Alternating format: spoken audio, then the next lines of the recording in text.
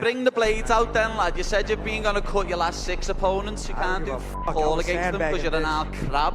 Shut your mouth. Son of a bitch. From the very first seconds, it was clear there would be no respect between Tony Ferguson and Paddy Pimblett. Tony refused to touch gloves, staring coldly at his young opponent. El Cucuy looked like a man who came not just to fight, but to prove that even after years of wars inside the cage, he was still dangerous. But Paddy, full of confidence, had other plans. The British fighter promised to retire the aging legend, and early on, it looked like he might actually do it. Pimblett came out fast, throwing combinations with wild energy, trying to overwhelm Tony with speed and pressure. Ferguson, nearly 40 years old, didn't back down for a second. He kept walking forward, absorbing heavy shots that would have dropped anyone else. Then came a brutal exchange. Paddy caught him clean, followed up with a flying knee, and for a moment, Tony looked done. He was dazed, stumbling around the cage, surviving purely on instinct and heart. But if there's one thing Ferguson has always been known for, it's his insane durability. In the second round, he somehow recovered and started pushing back. He pressured the younger fighter, cutting angles, throwing unpredictable strikes. At one point, Tony even tried his signature Imanari roll, but Paddy stayed composed and defended well, showing maturity beyond his years. By the final round, Paddy decided to play it smart. He switched to wrestling, took Tony down with a clean double leg, and controlled him on the ground, denying any chance of a comeback. When the final horn sounded, the judges had no doubt the victory belonged to Paddy Pimblett. That night marked the end of an era. El Cucuy, once the boogeyman of the lightweight division, had finally been overtaken by the new generation.